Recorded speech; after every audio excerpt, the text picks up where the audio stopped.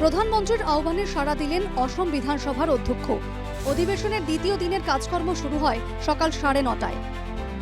গাড়ি কনভয় ত্যাগ করে পায়ে হেঁটে সদনে এলেন নবনিযুক্ত অধ্যক্ষ রঞ্জিত কুমার দাস।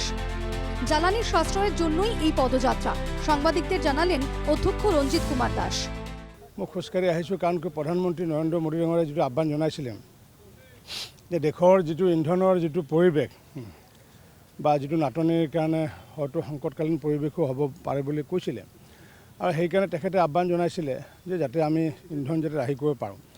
আৰু ইতিমধ্যে মুখ্যমন্ত্ৰী ডাঙৰীয়াই তেখেতৰ কনভয়ৰ গাড়ী প্ৰায় 40% কমাই দিছে।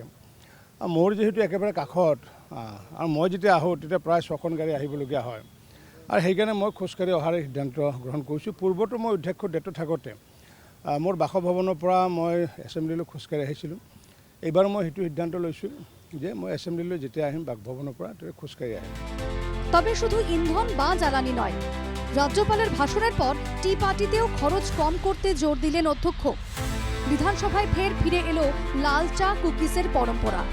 নবনিযুক্ত বিধায়কদের আপ্যায়ন করা হলো লাল চা, কুকিজ, নারকেলের নাড়ু ও পিঠে দিয়ে। সাধাৰণতে পৰম্পৰাগতভাৱে ৰাজ্যপাল ডাঙৰীয়াৰ যিটো ভাষণৰ পিছত এটা হাইটিৰ ব্যৱস্থা এটা কৰে।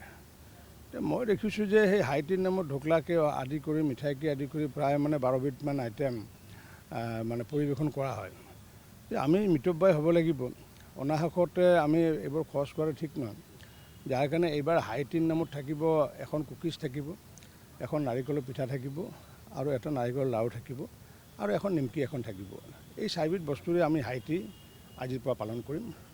মাননীয় মহামহিম ৰাজ্যপাল ডাঙৰীয়া হওক বা মুখ্যমন্ত্ৰী ডাঙৰীয়া হওক, চবৰে এই আইটেমখিনি যোনে যোনে গ্ৰহণ কৰে এই আইটেমখিনি গ্ৰহণ কৰিব। মিঠাইৰ পৰিৱৰ্তে বা বেছি খৰচী সামগ্ৰীৰ পৰিৱৰ্তে আমি ন্যূনতম খৰচ কৰাৰ কাৰণে ব্যৱস্থা কৰিছোঁ।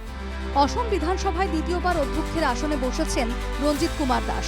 আগের কার্যকালেও বিধানসভায় লাল চা ও কুকিজের প্রচলন করেছিলেন তিনি। বর্তমানে মোদির কৃচ্ছ সাধনের বার্তার পর ফের সাশ্রয়ী হলেন অধ্যক্ষ Ranjit Kumar Das. Bureau report, NKTV Bangla.